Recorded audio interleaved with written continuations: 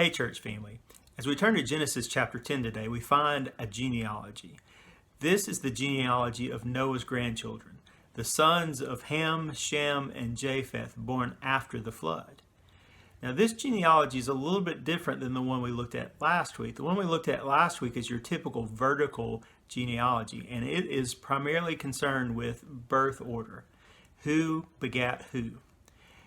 But this week, as we look at chapter 10, this is what Dr. Alan Ross calls a horizontal genealogy.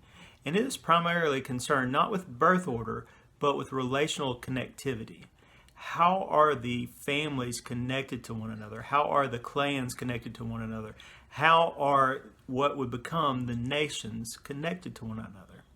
Because what the author of Genesis is showing us here is that as God is repopulating the earth through the descendants of Noah, he's showing us how the families become clans, become nations.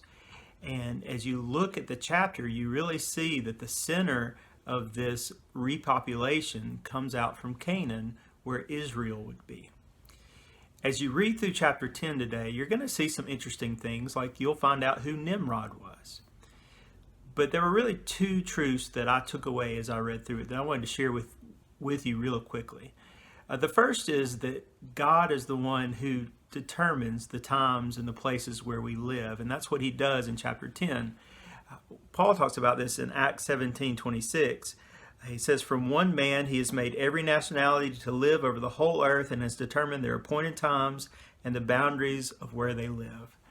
The men and the families that are mentioned in Genesis chapter 10, they were there in those places in those times because that's where God appointed them to live. And the second thing is that as God is really developing his plan to save the world, to redeem humanity to himself, it centers around the people of Israel. As you read through this horizontal genealogy, if you look at the geography, the center is Canaan, and that is where God's people, Israel, would live. They were to be a light to the Gentiles, and eventually they would be to be the one through whom the Messiah comes. And he would lead us back to God. God has a time and a place for you to be, and he has a plan to redeem us. Let's trust God. Let's trust his timing. Let's trust his plan, and let's follow him. Enjoy your time with Jesus today.